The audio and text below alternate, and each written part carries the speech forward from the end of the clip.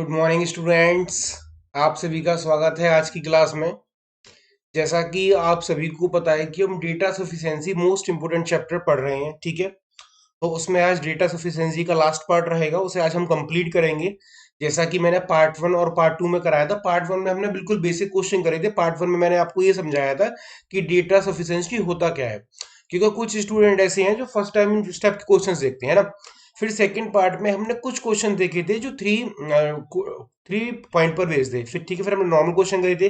तो उसी क्रम में हमने ये सीरीज स्टार्ट रखी है। तो आज हमारा डेटा सफिशिएंसी का पार्ट थर्ड रहेगा। तो चलिए स्टार्ट करते हैं। Let's crack UPSC CSC with India's largest learning platform. और वे आप सभी जानते हैं, वे है आपकी अपनी अनअकैडमी। ठीक है, चलिए आगे बढ़ते हैं इसी क्रम में।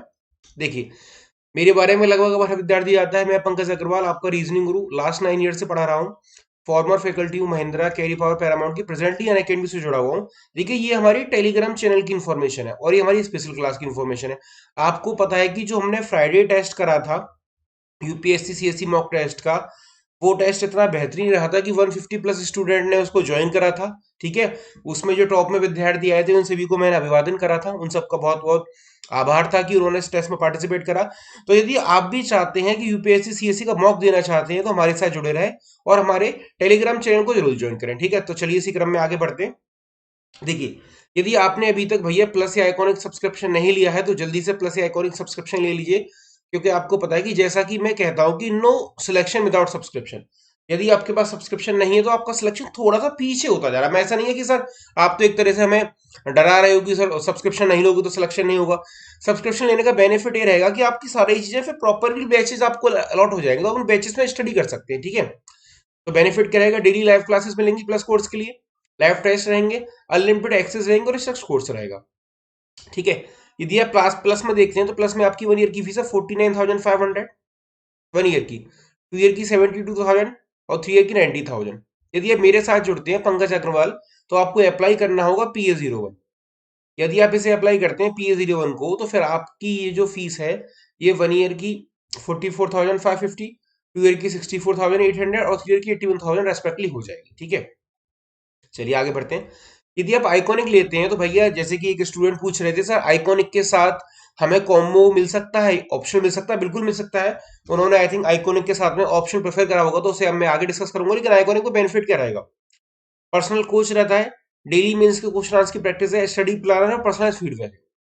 यहाँ पर जो आपकी फीस है 1 ईयर की वो 69,500, 2 ईयर की 1,07,000 और 3 ईयर की 1,41,000।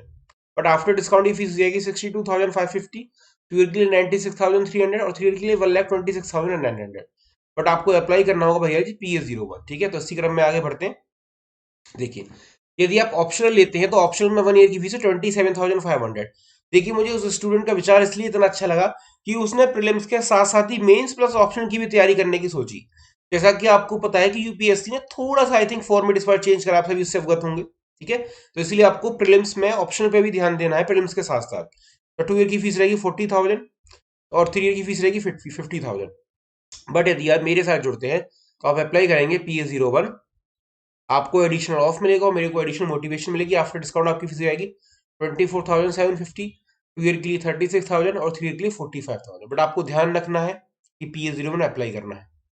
देखिए, आप सभी को पता है कि 4 to 5 अनअकैडमी लर्निंग ऐप पर हमारी क्लास रहती है मंडे टू फ्राइडे।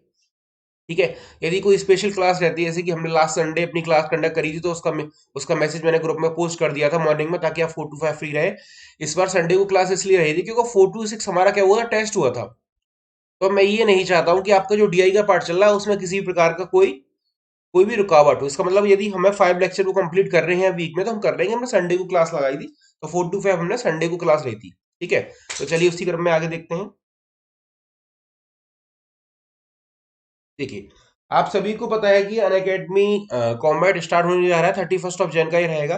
टाइमिंग रहेगी इसमें आपकी 11 AM। ठीक है, तो इसमें एनरोल करने के लिए आप अप्लाई करिएगा PA01, ताकि आपका एनरोलमेंट कंफर्म हो जाएगा। देखिए, कॉन्टेस्ट फॉर्मेट आप सभी को पता है, आप सभी काफी इसमें कॉन्टेस्ट दे चुके हैं। अब ये देख लीजिए, देखिए फर्स्ट टू थर्ड रैंक के लिए आपको 3 मंथ का यूपीएससी का सब्सक्रिप्शन रहेगा।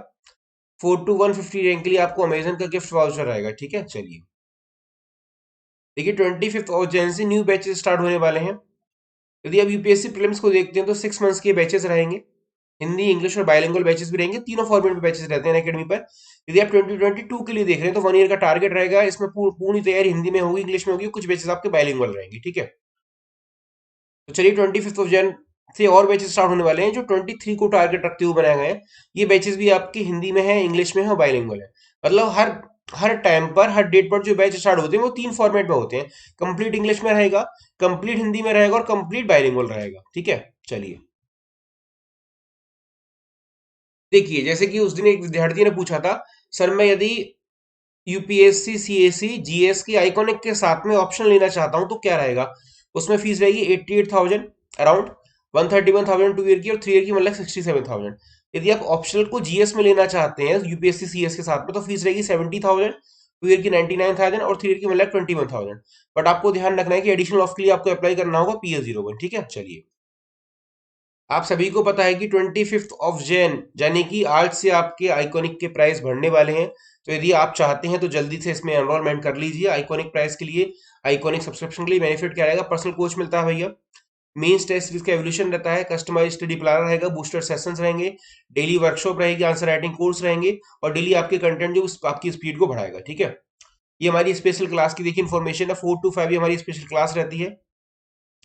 ये हमारा टेलीग्राम ग्रुप है, यदि आपने अभी तक इसे ज्वाइन नहीं कराया तो भैया से जल्दी से ज्वाइन करें। ये है अनअकैडमी अंडरस्कोर पंकज अग्रवाल। यदि आप इस ग्रुप को ज्वाइन करते हैं तो आपको फिर आगे कहीं भी भटकने की जरूरत नहीं है, आपको हमारी हर क्लास की इन्फॉर्मेशन पीडीएफ इसी ग्रुप में मिलेंगे। तो चलिए इसी क्रम में स्टार्ट करते हैं डेटा सफिशिएंसी पार्ट 3। तो जितने भी स्टूडेंट हमारे साथ जुड़े हुए हैं जल्दी से शेयर एंड लाइक कर दीजिए, क्योंकि आपको पता है कि बिना लाइक और शेयर के कोई काम नहीं चलता है। आप जब तक आप लाइक नहीं करेंगे, आपकी वीडियो फेवरेट लिस्ट में ऐड नहीं होगी तो आपके पास नोटिफिकेशन नहीं आएगा, ठीक है। और जब आप शेयर करते हैं तो इसका मतलब आप क्या, आप हमारा ये जो एक छोटा सा परिवार चल रहा है जो प्रीलिम्स की तैयारी कर रहा है उसको आप बढ़ाना चाहते हैं। तो ज्यादा से ज्यादा स्टूडेंट की यदि आप मदद करते हैं तो कहीं ना कहीं इनडायरेक्टली आपका भी कुछ ना कुछ थोड़ा बहुत तो भला होगा, ठीक है। तो चलिए इसी क्रम में आगे देख लेते हैं जल्दी से। देखिए, तो डेटा सफिशिएंसी का मैंने पार्ट 1 कंप्लीट करा दिया भैया। पार्ट 1 में हमने बिल्कुल बेसिक क्वेश्चन करे थे, है ना, जिनमें केवल आपको 2 पॉइंट दिए हुए थे, फर्स्ट एंड सेकंड। पार्ट 2 में हमने थोड़े हायर लेवल के क्वेश्चन करे, जिनमें 1, 2 एंड 3 इन पर बेस्ड आपके क्वेश्चन रहे थे। अब देखिए जो आज पार्ट 3 आएगा ना वो बिल्कुल डिफरेंट रहेगा। पार्ट 3 का हर क्वेश्चन आपके लिए बिल्कुल डिफरेंट रहेगा। तो उसी क्रम में ये रहा आपके सामने पहला सवाल, देखिए क्या कह रहा है। ए बी से किस प्रकार संबंधित है, मतलब ए का बी से क्या रिश्ता है। पॉइंट 1 क्या करा है, बी सी की मां है जो कि ए का इकलौता भाई है। आगे कह रहा है डी ए का पिता है जो कि ए की बहन है। बी के 3 बच्चे हैं जिसमें से केवल एक पुत्र है। तो ए का बी से क्या संबंध है, इसके लिए आपको कौन सी इंफॉर्मेशन चाहिए, ठीक है। केवल फर्स्ट और थर्ड से उत्तर दिया जा सकता है, ऑप्शन ए। ऑप्शन बी, केवल सभी फर्स्ट सेकंड और थर्ड से उत्तर प्राप्त किया जा सकता है। ऑप्शन सी, केवल सेकंड और थर्ड से प्रश्न का उत्तर देना पर्याप्त है। ऑप्शन डी, 1, 2 और 3 के साथ भी प्रश्न का उत्तर नहीं दिया जा सकता, ठीक है। तो इसी क्रम में हमारी श्रृंखला चल रही है। आज की क्लास बहुत महत्वपूर्ण रहने वाली है, तो क्लास को अंत तक जरूर देखिएगा, कंप्लीट करिएगा, ठीक है। आज जब ये चैप्टर डेटा सफिशिएंसी का कंप्लीट होगा तो आप कुछ ना कुछ आपको ऐसा लगेगा कि आपने सीखा है। आज हमारा थर्ड क्लास रहेगा, अंतिम चैप्टर आएगा। कल से हम आपके लिए एक नया अध्याय लेके आएंगे, ठीक है। तो जल्दी से देख लीजिए, ए बी से किस प्रकार संबंधित है। 1 मिनट का आपको समय दिया जाता है। आज के जितने भी क्वेश्चन रहेंगे सब आपके थोड़े से लेवल उनका थोड़ा सा हाई रहेगा, क्योंकि अभी तक जो मैंने ब्लड रिलेशन के क्वेश्चन कराए थे वो 2 पॉइंट के थे या 1 पॉइंट के थे। लेकिन यहाँ पर आपको 3 डेटा दिया गया, 1, 2, 3, आपको बताना है कि किसके माध्यम से आप उत्तर प्राप्त कर सकते हैं। और जो भी स्टूडेंट फर्स्ट टाइम हमारे साथ जुड़े हैं वो हमारे टेलीग्राम ग्रुप को जरूर ज्वाइन करें भैया। उसका बेनिफिट आप सभी को पता है कि उसका बेनिफिट क्या रहता है। यदि आप उस ग्रुप को ज्वाइन करते हैं तो आपको हमारी क्लासेस की सभी इन्फॉर्मेशन मिलती है, पीडीएफ मिलते हैं, लिंक मिलते हैं, ठीक है भैया जी। तो चलिए इसी क्रम में ही हमारी श्रृंखला रहेगी, इसको आप जल्दी से देख लीजिए। ए बी से किस प्रकार संबंधित है।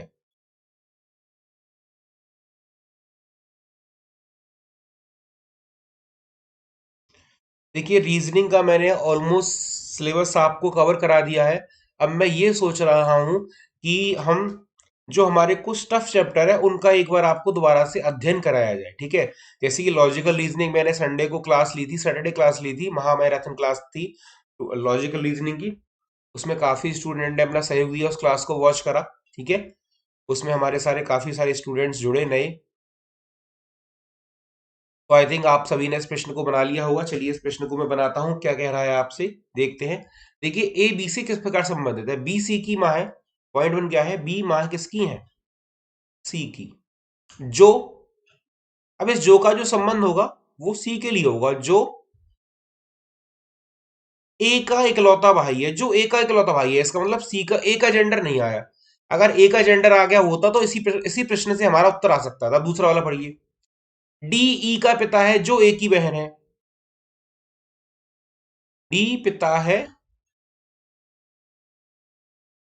डी पिता है ई का, जो ए की बहन है। अब देखिए ए का जेंडर फिर भी नहीं आया, कभी भी ये हमारा क्या है, मेल या फीमेल दोनों हो सकता है।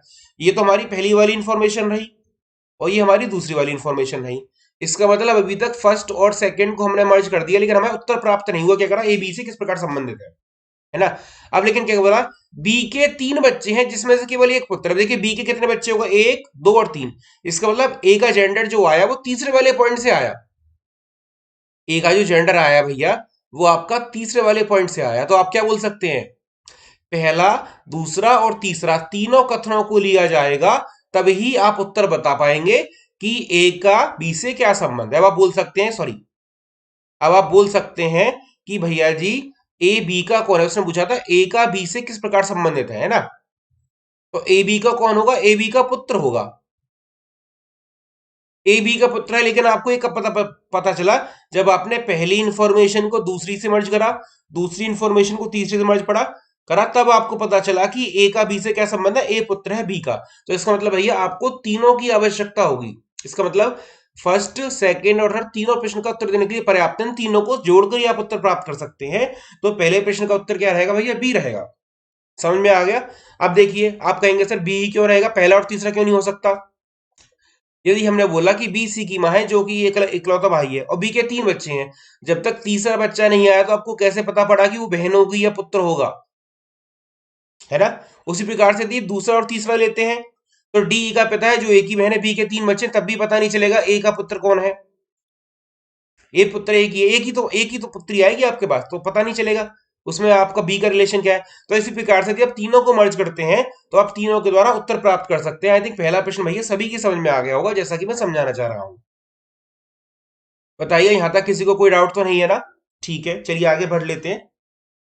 चलिए एक बार मैं इसको फिर से जल्दी से रिवाइज कर देता हूं आपके सामने इस ग्राफ को। वो कहना क्या चाह रहा था, उसने बोला था ए बी से किस प्रकार संबंधित है ना।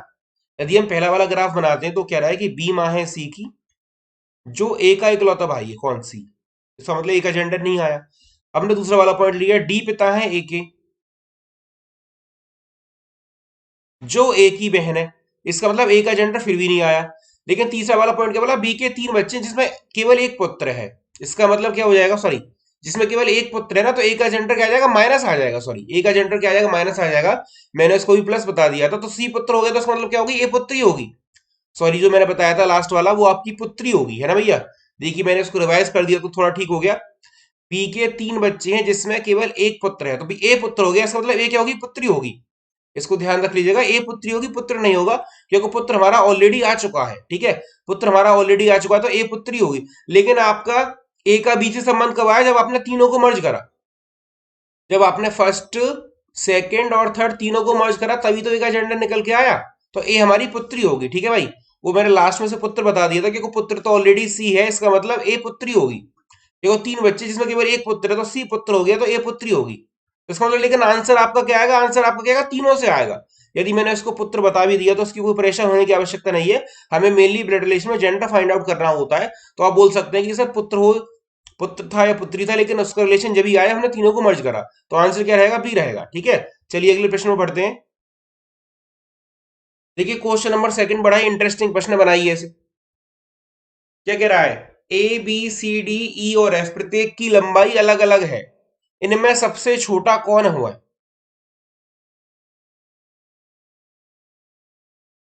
बड़ा ही अच्छा और इंटरेस्टिंग प्रश्न है। जैसा कि मैं, हाँ, हमारा ये वार्तालाप चल रहा था कि रीजनिंग में मैंने लगभग आपको सभी प्रकार के चैप्टर करा दिए हैं। जैसे कि हमने कोडिंग डिकोडिंग पढ़ लिया है, blood relation, direction, ranking, sitting, number series हो गई, लेटर सीरीज हो गई, आपका एनालॉगी टेस्ट हो गया, है ना, और आपका वेन डायग्राम हो गया, स्लॉक्स हो गया, न्यूक्लिडीज हो गई, पजल हो गए, लॉजिकल रीजनिंग की मैराथन हमने पढ़ ली। है ना, डेटा सफिशिएंसी हमारे कंप्लीट हो गया। तो मैं यह सोच रहा था कि कल से आपका एक अध्याय जो महत्वपूर्ण है उसका रिवीजन स्टार्ट कराया जाए, है ना। हाँ, कल से हम क्या करते हैं, रिवीजन क्लास स्टार्ट कर देते हैं, क्योंकि इसमें और कोई ऐसा मुख्य मुख्य चैप्टर नहीं है। और आप अपने कमेंट में मेरे को बताइएगा, कमेंट में मैं देख लूंगा, उसी के अनुसार हम अगला अपना अध्याय प्रिपेयर कर लेंगे। देखिए, क्योंकि क्लॉक कैलेंडर हमने पढ़ लिए हैं, है ना, लगभग हम सभी अध्यायों का अध्ययन कर चुके हैं। तो मैं यही चाह रहा था कि आपका कुछ इस प्रकार से रहे, ताकि वो आपका जो चैप्टर है, जो आपका प्रीलिम्स है, जब तक आपका एक दो बार रिवीजन हो जाएगा तो फिर आपके चैप्टर स्ट्रांग हो जाएंगे, फिर आपको कोई समस्या नहीं होगी किसी भी चैप्टर में। तो चलिए इसी क्रम में दूसरे प्रश्न को जल्दी से देख लेते हैं। देखिए, दूसरा प्रश्न थोड़ा सा डिफिकल्ट है, इसलिए मैंने उसमें आपको अतिरिक्त समय दे दिया है। वो क्या कहना चाह रहा है, ए बी सी डी और प्रत्येक की लंबाई अलग अलग है, इनमें सबसे छोटा कौन है।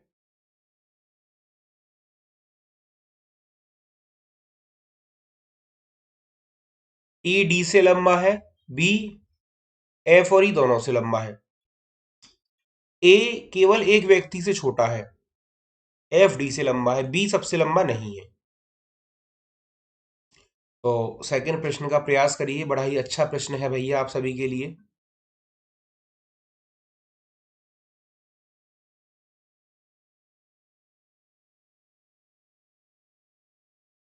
चलिए, मैं इसको हल कर देता हूँ, ज्यादा समय नहीं देते हैं, हमें यह चैप्टर अपना कंप्लीट कर रहा है। उसने बोला ए बी सी डी और एफ प्रत्येक की लंबाई अलग अलग है, इनमें सबसे छोटा कौन है। अब देखिए, उसने बोला ई डी से लंबा है, तो हमने इस तरह से बना लिया। आगे उसने बोला बी एफ और ई दोनों से लंबा है, बी किससे लंबा है, एफ और ई से। बी एफ और ई से लंबा है, लेकिन आप ये नहीं कह सकते कि एफ और ई छोटे होंगे या बराबर होंगे। तो ये अरेंजमेंट बन सकता है इसका, एक अरेंजमेंट तो ये बन सकता है। एक अरेंजमेंट क्या बन सकता है, बी एफ ई और डी। ये भी अभी हमारा पहला पॉइंट ही चल रहा है। दूसरा कह रहा है ए केवल एक व्यक्ति से छोटा है। अब ए केवल एक व्यक्ति से छोटा है, इसका मतलब आपका क्या हो सकता है, सी आगे आ जाएगा, है ना। आगे इसका मतलब क्या हो जाएगा, ए केवल एक व्यक्ति से छोटा है, तो आप कंफर्म नहीं कर सकते कि आपका ए बी के बाद आएगा, सी केवल एक व्यक्ति से, है ना। तो इसका मतलब ये बन सकता है बी ए एफ ई और डी। ठीक है, लेकिन अभी सी की स्थिति कंफर्म नहीं हुई, तो आप बोल सकते हैं कि क्या हो जाएगा, तो सी अंत में भी आ सकता है ना। आगे उसने बोला एफ डी से लंबा है, देखिए एफ डी से लंबा है। अब आप सी को क्या कर सकते हैं, यदि उसने बोला था कि दूसरा पॉइंट क्या था, ए के वाले व्यक्ति से छोटा है, तो आप ऐसे ही बना सकते हैं सी ए। इसका मतलब आप कंफर्म नहीं कर पाएंगे कि फर्स्ट और सेकंड से सबसे छोटा कौन है। उसने बोला बी सबसे लंबा नहीं है, अगर बी सबसे लंबा नहीं है तो इसका मतलब अरेंजमेंट क्या बन जाएगा, सी बनेगा, है ना। उसने बोला सी के बाद फिर आप क्या ले सकते हैं, सी के बाद आप ले सकते हैं यहां पर ए को अरेंज कर सकते हैं।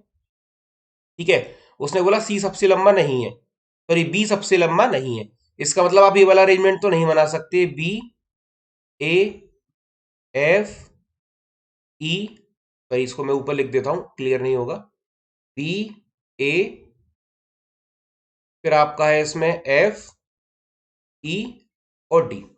अब उसने बोला है कि बी सबसे लंबा नहीं है, तो आगे आपको क्या रखना होगा, सी रखना होगा। ठीक है, क्योंकि हमारे ये तो फिक्स हो गए थे, ए एफ ई डी। इसका मतलब यहां पर सबसे छोटा व्यक्ति कौन आया, डी आया। तो यदि हम तीनों को अरेंजमेंट को मर्ज करते हैं तो क्या बनेगा, देखिए ई डी से लंबा है, ई हमारा लंबा किससे हो जाएगा, डी से। आगे उसने बोला बी एफ और ई दोनों से लंबा है, तो बी लंबा हो जाएगा एफ और ई दोनों से। आगे फिर उसने बोला ए केवल एक व्यक्ति से छोटा है, तो इसका मतलब सब बी सबसे लंबा नहीं है, तो सी और ए। ठीक है, एफ डी से लंबा है, देखिए अब आपका एफ डी से भी लंबा रहा है ना। और बी सबसे लंबा नहीं है, इसका मतलब क्या होगा, यदि आप तीनों को बना लेते हैं तो आपको उत्तर क्या मिल जाएगा, डी मिल जाएगा। तीनों के बनाने से आप ये बोल सकते हैं कि सबसे छोटा व्यक्ति कौन होगा, डी होगा। देखिए इन कंडीशन को क्रॉस चेक कर लीजिए, कैसे कंफर्म करेंगे कि सर डी होगा या तीनों से नहीं आएगा। उसने बोला ई डी से लंबा है, देखिए ई आपका डी से लंबा है, ठीक है। बी एफ और ई दोनों से लंबा, ये भी ठीक है। ए केवल एक व्यक्ति से छोटा है, ये भी ठीक है। आगे उसने बोला एफ डी से लंबा, ये भी ठीक है। ठीक है, और बी सबसे लंबा नहीं, ये भी ठीक है। तो इसका मतलब तीनों को मर्ज करने के बाद ही तो आपका उत्तर आया। तो आप क्या बोल सकते हैं कि फर्स्ट सेकंड और थर्ड तीनों से उत्तर प्राप्त किया जा सकता है। आई थिंक इसमें ये इसको नहीं काट दीजिए, इसमें लिख लीजिए फर्स्ट और सेकंड तीनों से उत्तर प्राप्त किया जा सकता है, ठीक है। ये आई थिंक नहीं, बाई मिस्टेक यहाँ पर टाइप्ड हो गया है। तो आंसर क्या रहेगा इसमें? डी रहेगा। मतलब आप तीनों को मिला देते हैं, फर्स्ट सेकंड और थर्ड को, तो तीनों से उत्तर प्राप्त कर सकते हैं। आप ये देख लेंगे कि इसमें सबसे छोटा व्यक्ति कौन आएगा? डी आएगा, ठीक है। चलिए अगले प्रश्न पर बढ़ते हैं। क्वेश्चन नंबर थर्ड देख लीजिए जल्दी से, क्या कहना चाह रहा है। देखिए बड़ा ही अच्छा प्रश्न है कैलेंडर का। अमन सप्ताह के किस दिन मथुरा जाता है? मान लीजिए कि सप्ताह सोमवार से शुरू होता है, अमन मंगलवार को छुट्टी लेता है, अमन छुट्टी लेने वाले दिन के ठीक अगले दिन मथुरा जाता है। तीसरा पॉइंट, अमन मथुरा मंगलवार के बाद लेकिन शुक्रवार से पहले जाता है। तो देखिए ए बी सी डी कौन सा उत्तर रहेगा प्रश्न तीन के लिए? देखिए आज की जो क्वेश्चन है वो थोड़े से कंफ्यूजिंग रहेंगे, क्योंकि तीन का डेटा है, हाँ तीनों को मिलाकर आएगा कि नहीं आएगा। और अगला जो प्रश्न आएगा क्वेश्चन नंबर 4 बहुत ही बेहतरीन प्रश्न है, उसके लिए मैं आपको 2 मिनट अतिरिक्त दूंगा।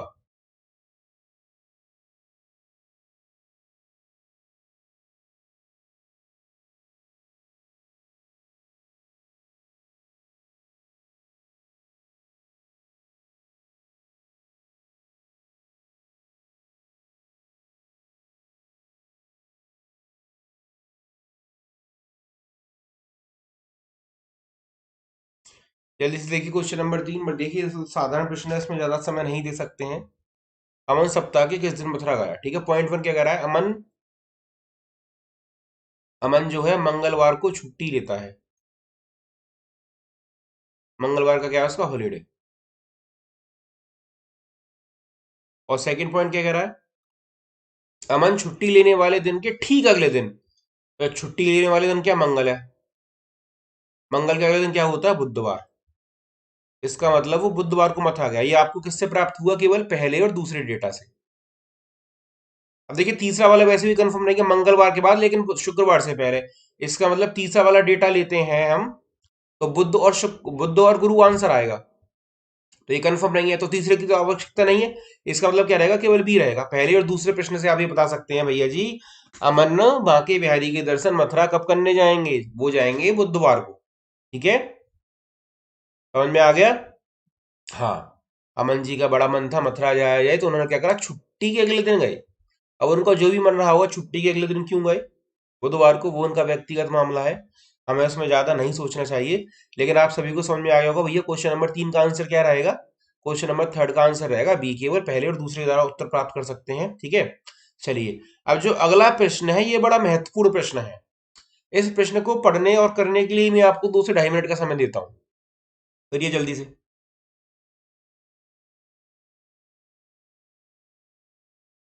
देखिए वो क्या कह रहा है, दी गई कूट भाषा में। देखिए बड़ा ही अच्छा प्रश्न है ये आपका। दी गई कूट भाषा में, ऊपर देखिए यहाँ मेरा पेन चल रहा है, बेस्ट का कूट क्या है?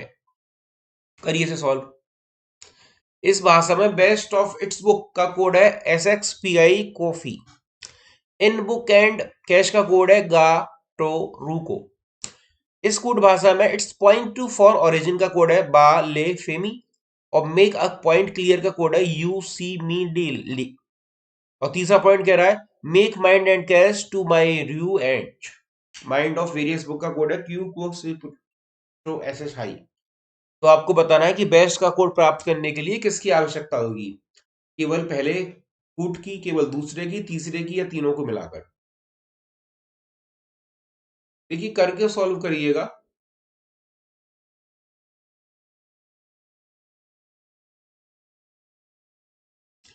क्वेश्चन नंबर 4 बड़ा ही महत्वपूर्ण और अच्छा प्रश्न है।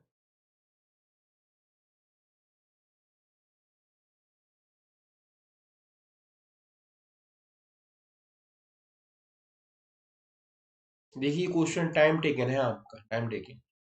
इस क्वेश्चन में क्या होगा? बेस्ट ऑफ इट्स बुक का कोड है SXPI कॉफी, ठीक है। इन बुक एंड कैश का कोड है गाटो रुको। तो इट्स पॉइंट फॉर ओरिजिन का कोड बाले फेमी। क्या बनेगा? इसी तरह से make mind and cash to me रुक है, माइंड ऑफ वेरियस बुक।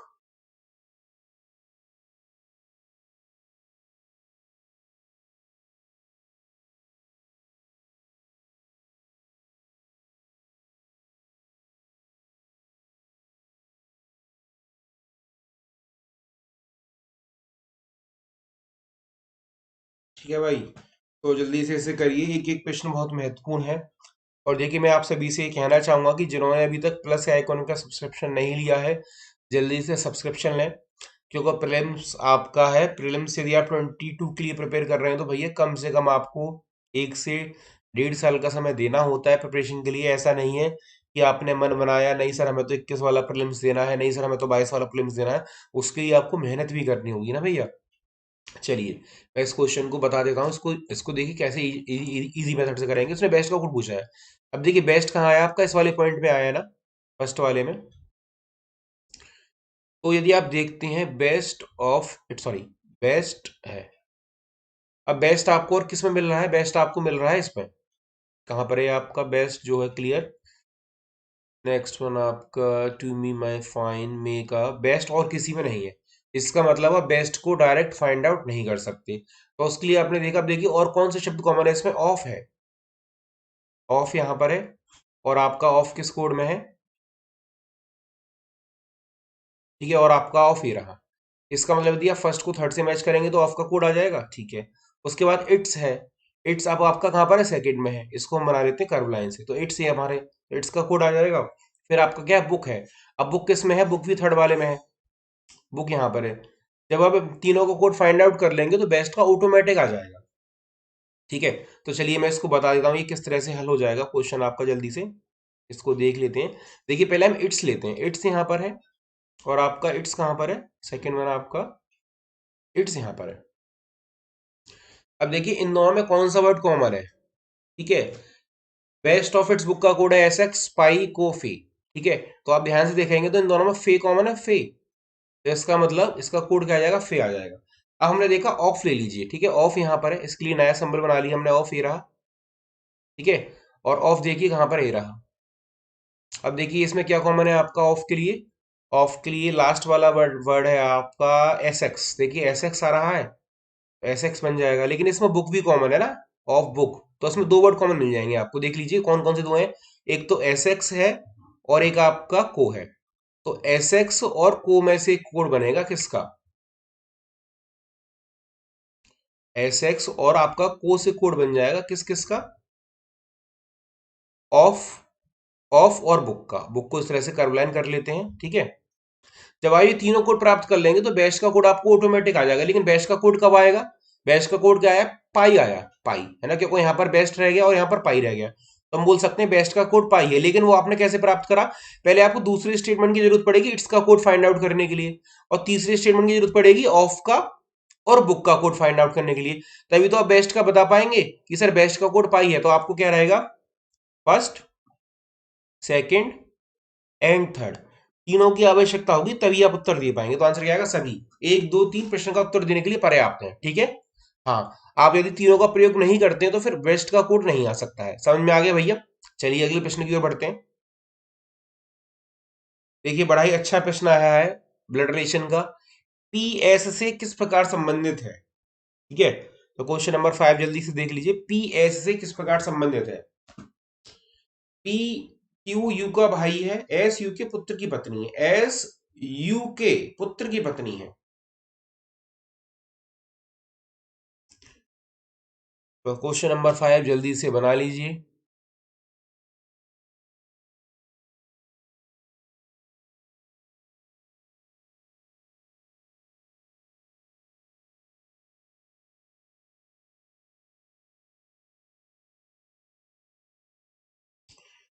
देखिए जो विद्यार्थी हमारे साथ जुड़े हुए हैं सेशन को लाइक एंड शेयर जरूर करें, ताकि ज़्यादा से ज़्यादा स्टूडेंट तक हमारा डेटा सफिशिएंसी का ये क्लास पहुंचे, ठीक है। तो क्वेश्चन नंबर 5 बड़ा ही अच्छा प्रश्न है, ब्लड रिलेशन का प्रश्न है। जल्दी से आप इसे हल कर लीजिए, 1 मिनट का ही समय पर्याप्त रहेगा, ज़्यादा इसमें टफ कुछ है नहीं करने के लिए।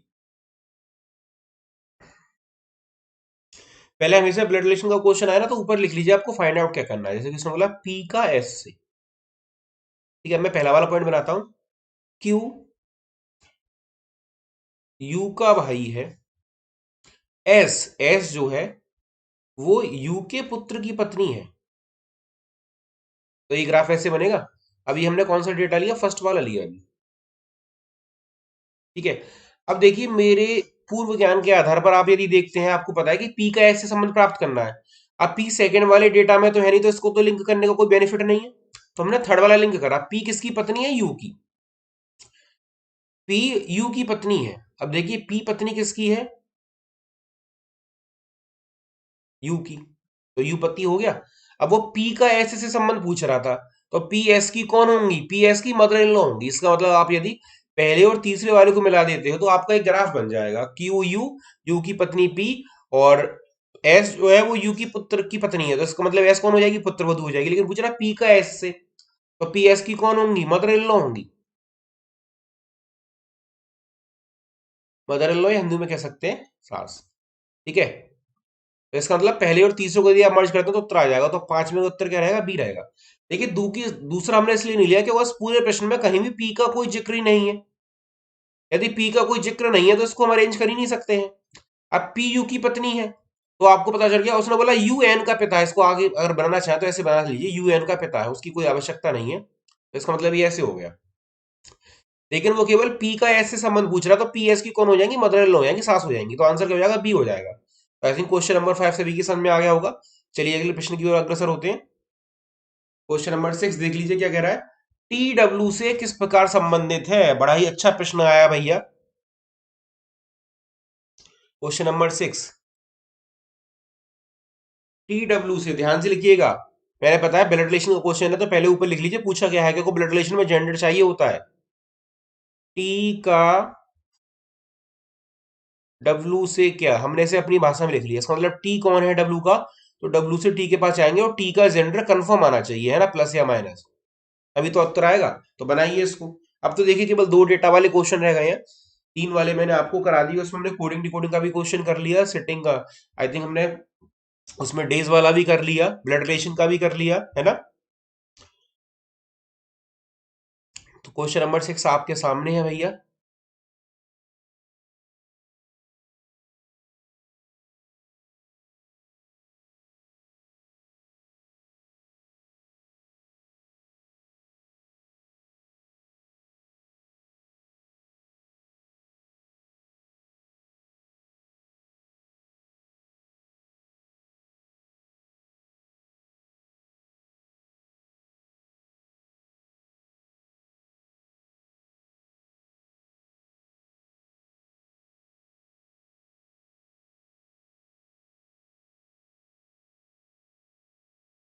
तो जल्दी से बनाइए। देखिए साधारण प्रश्न है, आप सभी ने बना लिया होगा। वो कह रहा है टी का डब्ल्यू से, तो पहला वाला पॉइंट लेते हैं।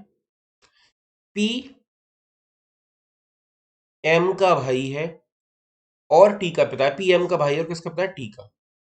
आगे एम पुत्र है डब्ल्यू का। अब देखिए यहाँ पर टी का भी जेंडर नहीं आया, प्लस या माइनस। अब वो ये पूछ रहा है कि टी का डब्ल्यू से क्या संबंध है।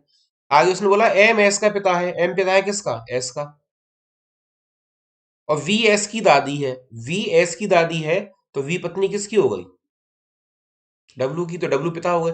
लेकिन उसने पूछा टी का डब्ल्यू से, टी कौन है? अभी भी टी पे प्लस माइनस लगा हुआ है, तो उत्तर क्या आएगा? पहले और दूसरे से, दोनों से उत्तर प्राप्त नहीं किया जा सकता, क्योंकि टी का जेंडर नहीं आया है। टी डब्ल्यू से किस प्रकार संबंधित है? जब टी का जेंडर ही नहीं आया तो हम कैसे बोल सकते हैं कि दोनों डेटा पर्याप्त है? इसका मतलब दोनों भी गलत। इसका मतलब दोनों से उत्तर प्राप्त नहीं किया जा सकता। समझ में आ गया? आप ये मत बोलिएगा सर डब्ल्यू का तो या दादी, डब्ल्यू नहीं, टी का प्राप्त करना है। ये पूछ रहा कि टी डब्ल्यू से, मतलब टी कौन है डब्ल्यू का। ठीक है भैया। तो चलिए अगले प्रश्न की ओर देख लेते हैं। क्वेश्चन नंबर 7 बड़ा ही अच्छा और बेहतरीन प्रश्न आया आपके सामने। देखिए क्या कह रहा है। ए बी सी डी ई और एफ में सभी का भार अलग अलग है, इनमें दूसरा सबसे हल्का कौन है?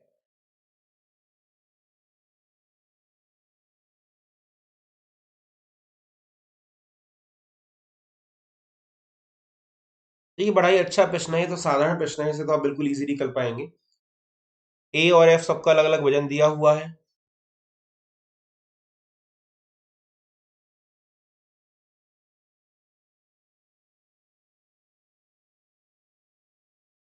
मतलब सेकंड हैवीएस्ट पर्सन पूछा है उसने।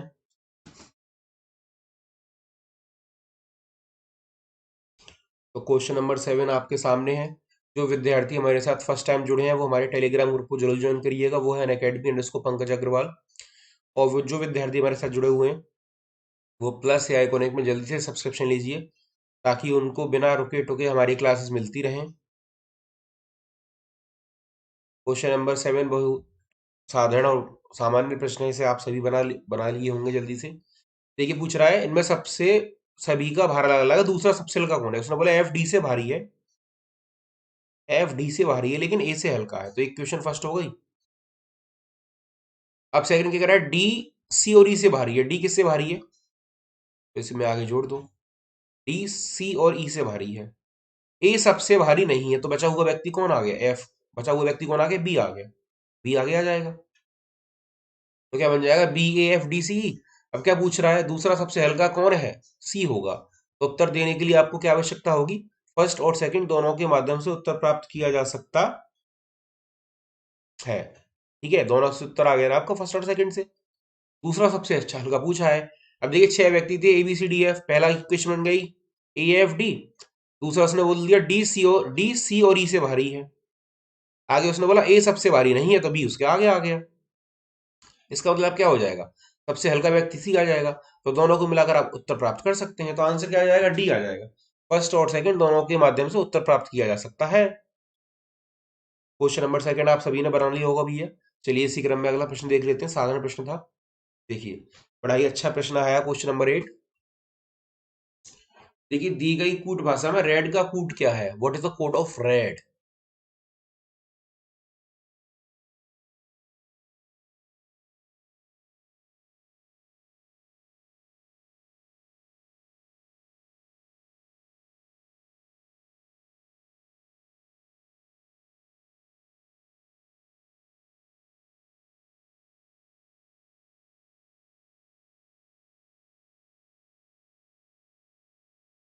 देखिए चलिए इसे आप कर लीजिए। वैसे इसमें थोड़े ऑप्शन चेंज कर लेते हैं।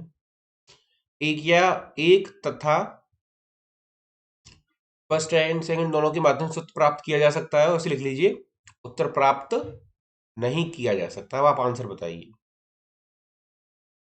इसको ये हटा दिया है मैंने, या इसमें कर दिया फर्स्ट एंड सेकंड दोनों के माध्यम से उत्तर प्राप्त किया जा सकता है, और डी में कर दिया फर्स्ट और सेकंड दोनों को एक साथ प्रयोग करके उत्तर प्राप्त नहीं किया जा सकता। बड़ा ही ध्यान देने वाला प्रश्न है।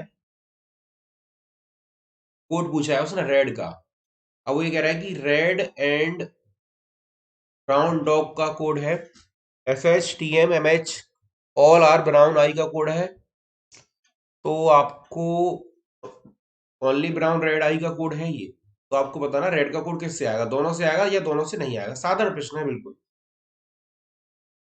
वो या था उसको मैंने एंड कर दिया है, ठीक है, और यहाँ कर दिया दोनों से नहीं किया जा सकता। ठीक है, क्वेश्चन नंबर 8 बड़ा ही साधारण प्रश्न है, आई थिंक आप सभी बना पा रहे होंगे बड़ा ही अच्छी तरीके से।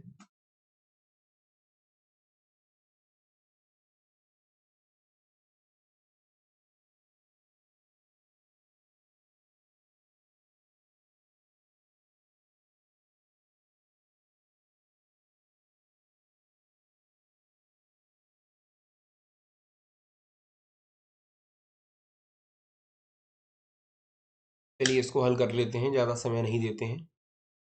देखिए पहले वाले में रेड एंड ब्राउन है, दूसरे वाले में ब्राउन है, तो हमने यहाँ ब्राउन सेलेक्ट कर लिया और यहाँ पर ब्राउन कर लिया। अब इन दोनों में कौन सा वर्ड कॉमन है? ध्यान से देखेंगे तो आपका टी एच कॉमन है, तो ब्राउन का कोड क्या हो गया? T H. अब इसमें देखते हैं तो इसमें क्या कॉमन है? आपका रेड भी है ब्राउन भी है, तो इसका मतलब ब्राउन का कोड तो टी एच आपका ऑलरेडी आ चुका है। ठीक है, अब देखते हैं आपको रेड का कोड चाहिए, रेड पहले वाले में है ना? तो इसका मतलब क्या है? यदि आपके पास दूसरा वाला रेड ये है और यहाँ पर आपका क्या है? रेड है, तो कौन सा शब्द कॉमन है इन दोनों में? देखिए रेड के लिए क्या कॉमन आया हुआ है? S H. तो रेड का कोड क्या होगा? एस एच होगा। लेकिन ये आप कब कर पाएंगे? जब आपके पास दोनों डेटा हो, तो अभी तो रेड का कोड आ पाएगा आपके पास में, तो आंसर क्या रहेगा इसमें? सी रहेगा। फर्स्ट एंड सेकंड दोनों के माध्यम से रेड का कोड प्राप्त कर सकते हैं। देखो पहले से केवल आप ब्राउन का कोड प्राप्त कर पाएंगे, रेड का नहीं कर पाएंगे, क्योंकि यहाँ पर क्या रह गया? एंड रह गया, रेड एंड डॉग रह जाएगा। दूसरे में हमने देखा तो ब्राउन और रेड दोनों दिया है, तो ब्राउन से ब्राउन कैंसिल, तो इसका मतलब क्या बचा? रेड का कोड क्या हो जाएगा? एस एच हो जाएगा, क्योंकि एस एच आपका यहाँ पर है। तो रेड का कोड क्या आ गया? एस एच आ गया, जो आपको कैसे प्राप्त होगा? फर्स्ट और सेकंड से। तो आंसर क्या आ जाएगा इसमें? सी आ जाएगा। समझ में आ गया? पहला और दूसरा दोनों उत्तर दिए ने, दोनों के माध्यम से उत्तर प्राप्त किया जा सकता है। ठीक है, चलिए क्वेश्चन नंबर नेक्स्ट देख लेते हैं 9। देखिए उसने कहा है पी का एक्स से क्या संबंध है। ध्यान से पढ़िएगा, पी का एक्स से। पी एक्स का कौन है? एक्स ई का पिता है जो पी की बहन है, ए एक्स का पुत्र है जो पी का पिता है, एक्स के 3 पुत्र और एक पुत्री है। तो पी का एक्स से संबंध पूछा है। साधारण प्रश्न है, जल्दी से देख लीजिएगा। आज हमारा ये डेटा साइंस कंप्लीट हो जाएगा। मैं फिर से रिपीट कर रहा हूँ, जो विद्यार्थी पहली बार हमारे साथ क्लास में जुड़े हैं वो हमारे टेलीग्राम ग्रुप को जरूर ज्वाइन करें। वो है अकेडमी अंडरस्कोर पंकज अग्रवाल, ताकि आपको हमारी हर क्लास की पीडीएफ्स और लिंक मिलते हैं बड़ी आसानी से। ठीक है भैया? हाँ, यही मैं आप सभी से कहना चाहूंगा।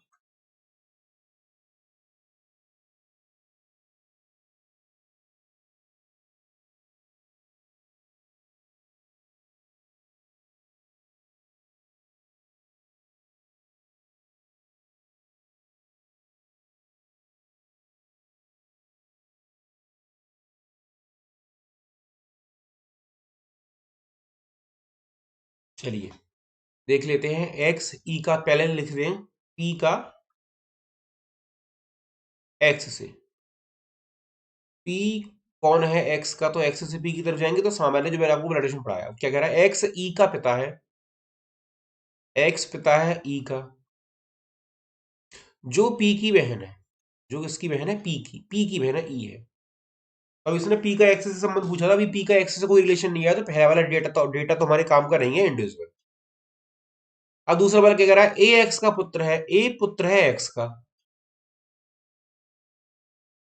जो बी का पिता है, ए पुत्र एक्स का, जो किसका पिता है? बी का। इसका मतलब एक्स किसका पिता हो गया? बी का। ठीक है, एक्स के 3 पुत्र और एक पुत्री है, एक्स के 3 पुत्र और एक पुत्री है, कि पुत्री तो आ गई। इसका मतलब ये दोनों कौन होंगे? पुत्र होंगे ना, बी ए पी। तो क्या पूछ रहा है? पी का एक्स से क्या संबंध है? तो पी एक्स का कौन होगा? पुत्र होगा। इसका मतलब फर्स्ट और सेकंड दोनों को हमने मर्ज करा, तभी तो पता चला कि पी पुत्र है या पुत्री है। तो आंसर क्या आ जाएगा भैया इसमें? फर्स्ट और सेकंड दोनों के माध्यम से उत्तर प्राप्त किया जा सकता है, क्योंकि पी एक्स का पुत्र है। ये हमें जब पता चलेगा जब हम तीसरे दूसरे वाले को लेंगे। अगर हम पहले वाले को नहीं लेते हैं तो पता ही नहीं चलेगा कि एक्स ई का पिता है जो कि पी की बहन है। फिर तो यदि आपके मन में यदि संशय है तो सर केवल सेकंड वाले को लेकर देखिए, उसमें तो काफी सारे डेटा देखिए बना लेते हैं। ए पुत्र है एक्स का, जो बी का पिता है। अब एक्स के 3 पुत्र हैं और एक पुत्री है, तो कैसे प्राप्त कर सकते हो कि पी तो उसमें आया ही नहीं, पी कहाँ होगा, है ना? तो इसीलिए फर्स्ट और सेकंड दोनों का जरूरी है लेना। तो आंसर क्या रहेगा? डी रहेगा। ठीक है, चलिए अगले प्रश्न की ओर बढ़ते हैं। देखिए बड़ा ही बेहतरीन प्रश्न है आपके सामने। वी डब्ल्यू एक्स वाई और जेड एक पंक्ति में बैठे हैं। यदि वाई पंक्ति के मध्य में बैठा है, ये इन्फॉर्मेशन क्वेश्चन में दे दी है उसने, इसका प्रयोग करना है हमें। यदि वाई पंक्ति के मध्य में बैठा है तो बाएं छोर पर कौन है? तो आपको बताना है लेफ्ट हैंड पर कौन होगा। और सभी का फेस कहां पर है? नॉर्थ में है भैया जी। सभी का फेस कहां पर है पंक्ति में? नॉर्थ में है। ठीक है, तो जल्दी से बना लीजिए, देख लीजिए कि पहला आवश्यक है, दूसरा आवश्यक है, या दोनों आवश्यक नहीं है।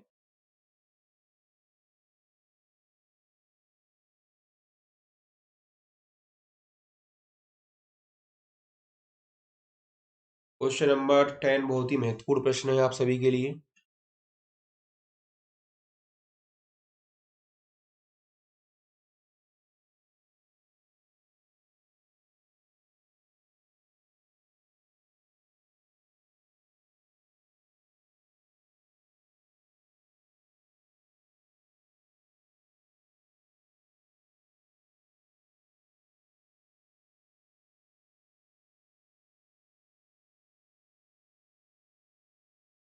ये क्वेश्चन नंबर 10 को जल्दी से। कितने व्यक्ति हमारे? 1 2 3 4 5, 5 व्यक्ति हैं। 1 2 3 4 और 5। ठीक है, उसने क्या कहा है आपसे? वाई पंक्ति की मध्य में है, वाई को पंक्ति मध्य में हटा दी। पहला वाला डेटा ले रहे हैं, जेड वाई के ठीक दाएं। अब सभी के फेस नॉर्थ में है तो जेड यहाँ आ जाएगा। जेड वाई के ठीक दाएं, लेकिन डब्ल्यू के बाईं ओर नहीं है। इसका मतलब यहाँ पर डब्ल्यू नहीं आ सकता, वरना डब्ल्यू बाईं ओर हो जाएगा। एक्स पंक्ति के किसी भी अंतिम छोर पर नहीं है, तो एक्स को यहाँ रख लेंगे, डब्लू यहाँ आ जाएगा, तो आपका बचेगा कौन, वी। यही तो है। उसने बोला था कि डब्लू के बाईं ओर, लेकिन डब्लू के बाईं ओर बैठा है, लेकिन सॉरी, लेकिन डब्लू के बाईं ओर है। मैंने थोड़ा से इनकम्प्लीट मिड से पढ़ लिया, एक बार फिर से देख लेते हैं। वाई तो मध्य में है ना। आगे उसने बोला जेड वाई के ठीक दाएं है, लेकिन डब्लू के बाईं ओर बैठा है, ठीक है। और एक्स पंक्ति के किसी भी छोर पर नहीं है, तो एक्स और स्टार्टिंग में आ गया वी। तो बाएं छोर पर कौन आ गया, हमारा वी आ गया। इसका मतलब पहले से तो हमारा उत्तर आ गया, है ना। अब देखते हैं दूसरे से केवल आ सकता है या नहीं, क्योंकि पहले से आ गया तो दूसरे को तो जोड़ने की आवश्यकता है नहीं। अब हमें केवल ये देखना है कि दूसरे से भी आ सकता है, तो ऑप्शन सी होगा, नहीं आ सकता तो केवल ऑप्शन ए होगा, ठीक है। ये तो समझ में आ गया ना, पहले से उत्तर आ गया वी। अब दूसरा देख लेते हैं क्या कह रहा है।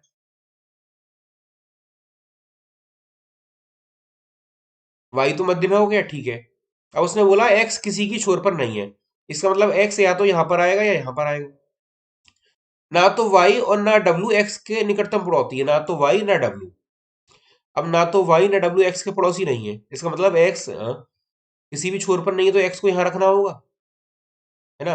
अब वो कह रहा है कि ना तो वाई पड़ोसी के एक्स का ना डब्ल्यू, तो वो तो संभव ही नहीं है। यदि एक्स किसी भी छोर पर नहीं है तो एक्स यहाँ आएगा, वो वाई का पड़ोसी हो भी नहीं सकता, तो दूसरे वाले से तो बना ही नहीं सकते, तो आंसर क्या रहेगा, ओनली ए रहेगा। समझ में आ गया सभी के, ओनली ए रहेगा, ठीक है। तो इसका आंसर क्या रहेगा, केवल एक से प्राप्त किया जा सकता है। चलिए, देखिए भैया, आज हमने पार्ट 3 कंप्लीट कर लिया, ठीक है। कल से हम एक नया अध्याय आप सभी के लिए लेके आने वाले हैं। तो जो विद्यार्थी आज फर्स्ट टाइम हमारे साथ जुड़े हैं, वो हमारे इस सेशन को लाइक एंड शेयर जरूर करिएगा। चलिए, देखिए, ये हमारा अनअकैडमी टेलीग्राम ग्रुप है, इसको जरूर ज्वाइन करिएगा, अनअकैडमी अंडरस्कोर पंकज अग्रवाल। और यदि आपको अनअकैडमी में कहीं भी कोड रेफर करना है, तो आप अप्लाई करेंगे PU01, ठीक है। यदि आप सब्सक्रिप्शन में अप्लाई करते हैं, तो आपको एडिशनल 10% ऑफ मिलेगा। जो विद्यार्थी अभी तक प्लस या आइकॉनिक के बारे में सोच रहे हैं, वो सोचिए नहीं, जल्दी से सब्सक्रिप्शन लीजिए, ठीक है। आपको पता है कि एक हमारी क्लास 2:30 से 3 PM रहती है, और ये तो हमारी यूट्यूब पर क्लास है। और ये क्लास हमारी 4 to 5 PM रहती है अकेडमी लर्निंग ऐप पर, ठीक है। तो इन दोनों क्लासेस में आप जड़ी जरूर हमारे साथ जुड़िए। तो इस क्लास को यहीं विराम देते हैं, तब तक पढ़ते रहिए, स्वस्थ रहिए।